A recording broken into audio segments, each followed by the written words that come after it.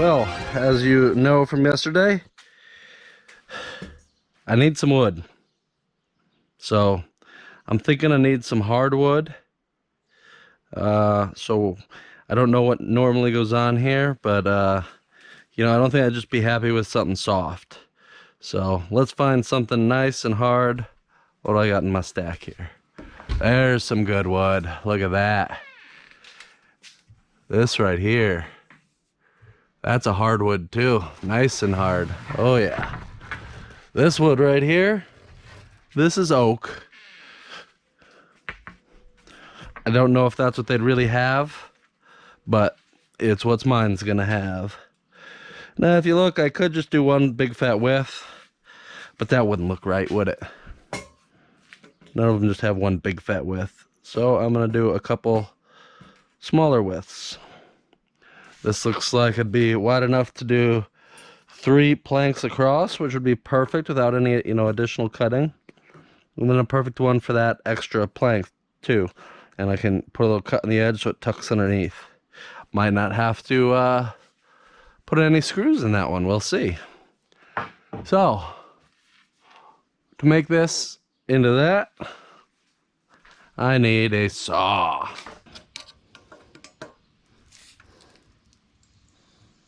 Ooh, that's gonna be thin, but it'll look so good. Let's go with 0.22 is how thin I need it. So, what I'm gonna do is I'm gonna set this a little bit thicker, not too much thicker, because at the end of the day, I still don't want to waste a whole lot of wood. So 0.222 is less than a 1/4 inch. Ooh, I'm not gonna be able to use my safety. Yeah, no safety in this joint. Get up on out of here. Ooh, not gonna be able to use that safety either. No safety. Safety-free environment. How about that? So 1/4 inch. Okay. Let's go a little more though, because like I said, I want to make sure that I can plane it down, especially on both sides. You got to plane both sides of the wood, because if I don't plane both sides, well then one side's gonna be rough from the saw. So this should turn out 0.356. So hopefully that'll give me a good size. So we'll cut that, and then I'll bust out El Plano and see what we can do.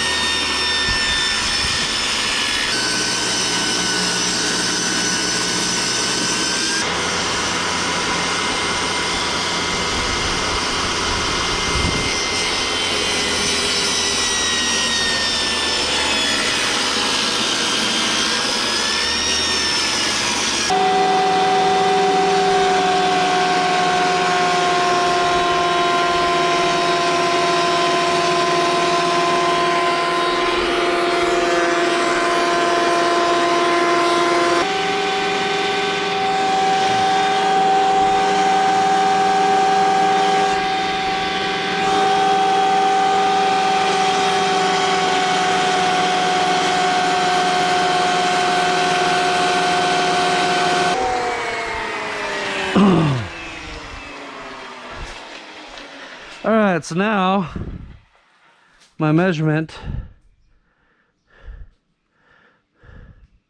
0.22, so perfectly right where I want it.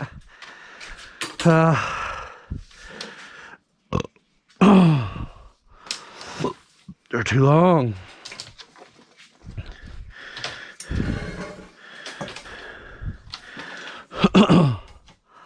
So if you look, that 0.22 almost perfectly flush. Oh man, that's sweet. All right, these look like they fit good, don't they? Not. Oh geez. So the first thing now that I want to do, which would not be the first thing anymore because I've already done the first thing, right? So I want to cut length. what I want to do is I want to be able to nip a little bit off the top, maybe slide it back and just nip it under that edge forward a little bit. So I want it to be able to come forward. So let's say at the end of the day I'll try and nip that much to fit underneath, but then I need that much room for it to be able to slide back. So let's go here, and then that shouldn't be enough to where it can pop out of the back either, if it's all the way forward.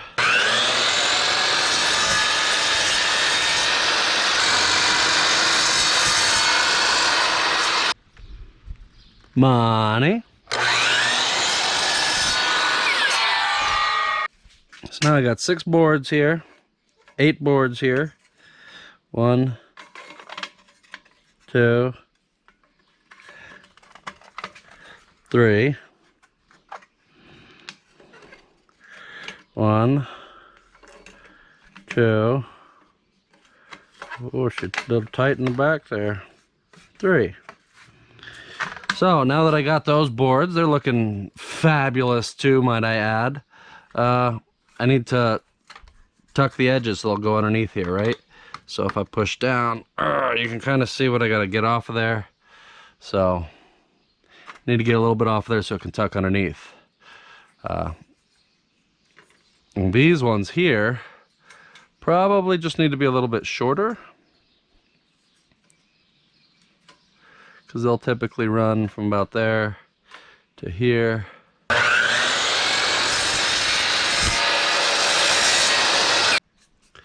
It's a little tight in the middle. So we'll take a little bit off of that edge. I'm sure these are just because they're not all perfectly aligned. Let's check this side, see if this side's about the same. And that's okay. I want it to fit snug. If it fits snug, kind of like it's looking like it's gonna, if I'm careful about what I take off the edge, then I won't even need to put screws on the ends. It'll be just money.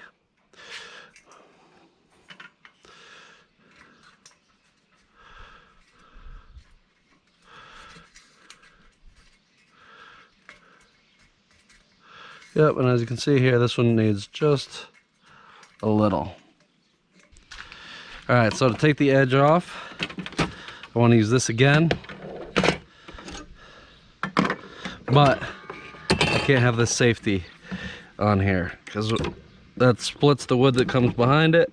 Well, I don't want it split, so I gotta drop that down, and now none of my safety guards fit either. So now when you do cuts like this, you're pretty much in sketch fill, and you gotta watch out. So now I don't want it to cut wider. I'm gonna cut this way. I don't want it to cut any deeper than it needs to. So it's gonna be a real thin cut, or a real short cut. So let's go about that. That shouldn't be any further than the edge of that frame rail. Now for my width, I just want to barely take some off of that edge. So in order to barely take any off of that edge, I've got to just do it like this. Yep, and if you look, it's just barely taking some off. Is that good? That's good. Let's go for a little less because typically the blade does more than you think. So now we got that. Let's run it through carefully now.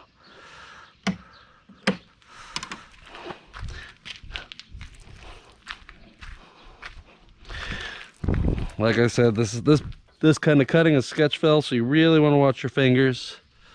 Take it easy on this. Know where that blade is.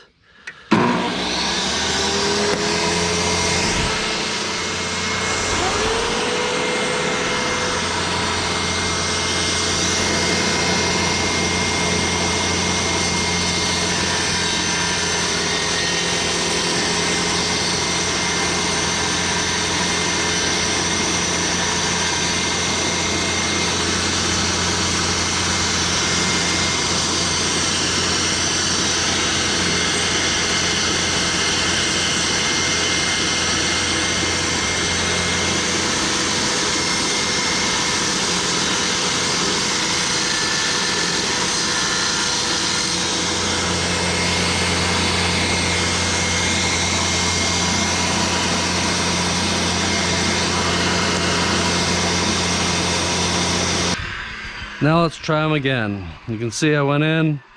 Now I'm probably near 1/4 inch depth. Not quite, but should be enough. Ooh, so that's in there enough now, but now it appears it's hitting my the top of my D-rings.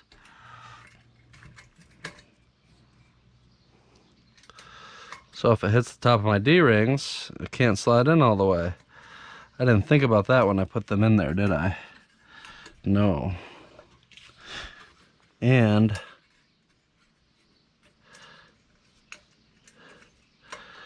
so that being said, it appears I'll need to take a little bit of width off the end. Before I do that though, because I like that depth, where's my marking?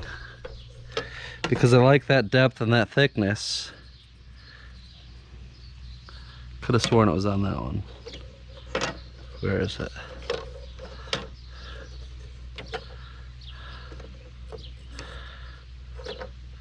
There it is.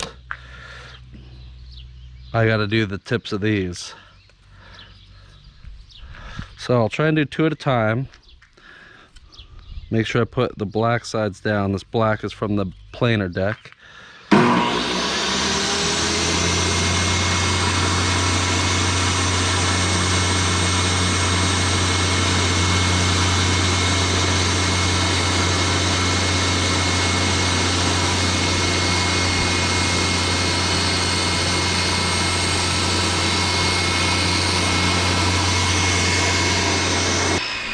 Still on my fingers so far, so good start. Slide it back, drop it down, slide it forward. Money. All right, slide it back, drop it down, slide it forward. Money.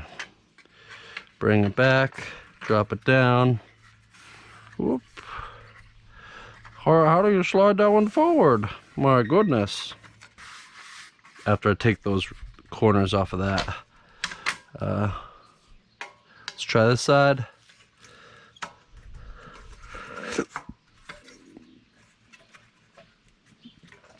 In there like swimwear.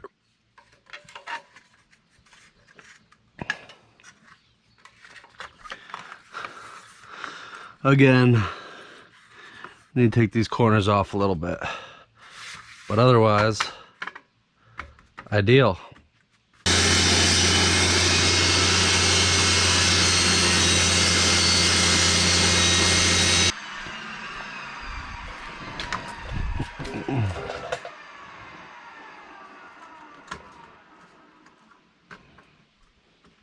All right, it's in there good.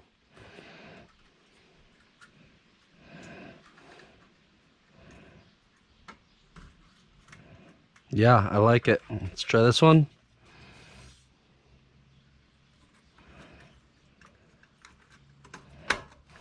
Oh, perfect.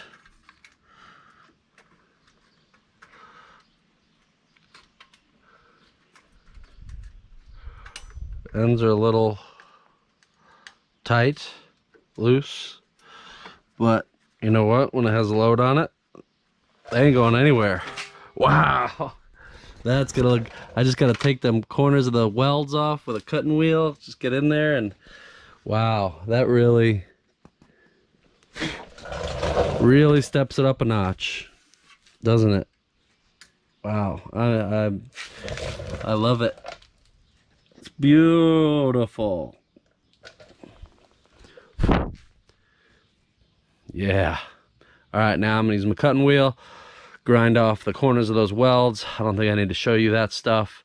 Then I'm probably gonna pop some holes in the frame, which I'm also not gonna show you guys. So the next thing you'll probably see is me spraying paint. All right? Yeah.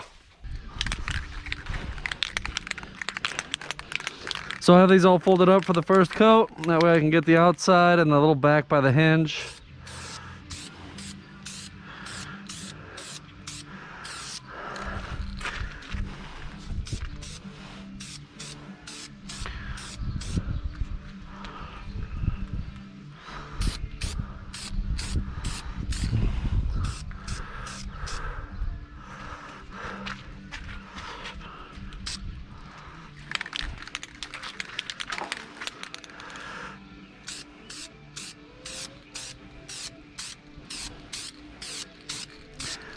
And this is hard. You want to make sure you're getting it from all the angles.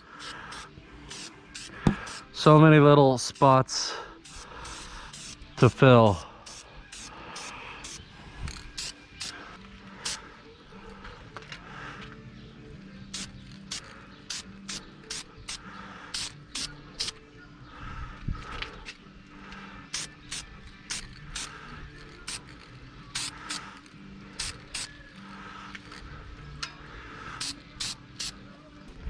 Now when you're spraying, you want every coat to look wet and glossy.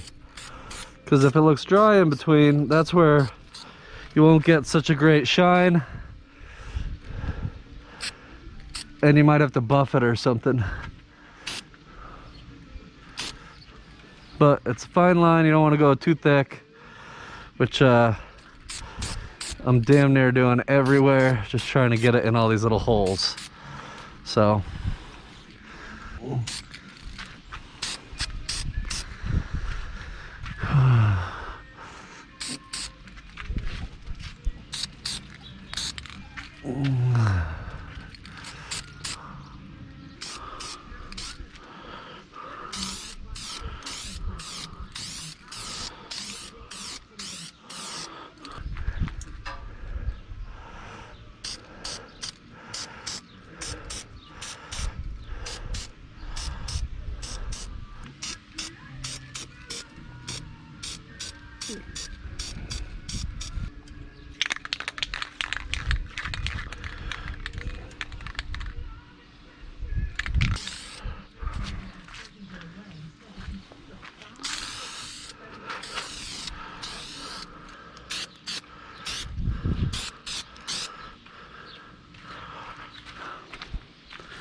I think that's it.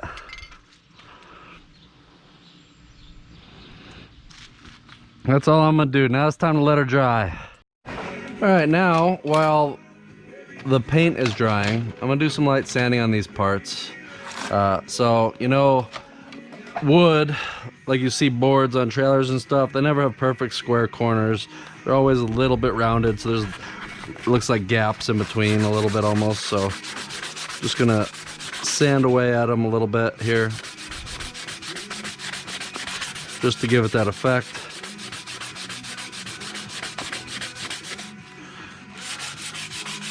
While I do this, I'm gonna be getting rid of all the little burrs on the ends and whatever else. So that's all it needs. Now if I put them side by side with another one that has the corner, you can see how it's a little rounded. There we go. So that way it doesn't just look like one piece on there. So let's finish them up. All right, now I have these all done. Sanded nice and smooth, got rid of all the little sure they have technical names, but I don't know them. Gave them a little blow with the air maker. Now it's time to do the last thing. Now I'm sure in a real one they'd normally be left naked, and I'm down with that, you know. However, I think just in the interest of keeping these looking decent, I don't want to leave them naked. I want to put something on them. So I'm going to put one light coat of polyurethane on them. I'm just going to rub it on, and it'll darken them up a little bit, give them a nice look. It won't make them all glossy, and it'll somewhat seal them up a little bit. So I think that'll be nice. Just a little bit of a sheen. Darken them up. There we go, look at that. Oh yeah, darkens them up a little bit. They'll probably lighten up a little bit too once it dries more, but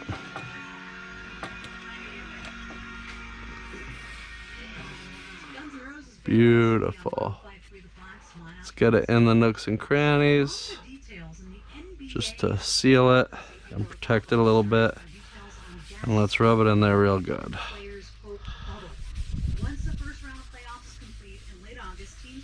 reserve between 15 and 17 hotel rooms for player guests. Those guests must be quarantined for a week and retested for the coronavirus every 1 to 3 days. One person who is not saying this is realistic is ESPN's Stephen A. Smith, who says there's no...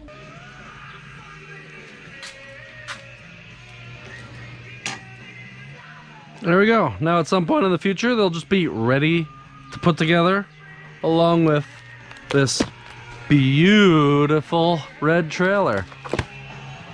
There's some spots where the paint didn't flush out too great. I'll probably need to hit it with a little bit of polish afterward.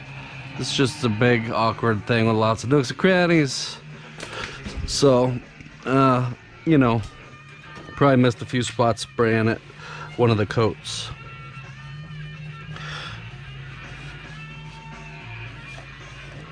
But all in all, I'm extremely happy with those results.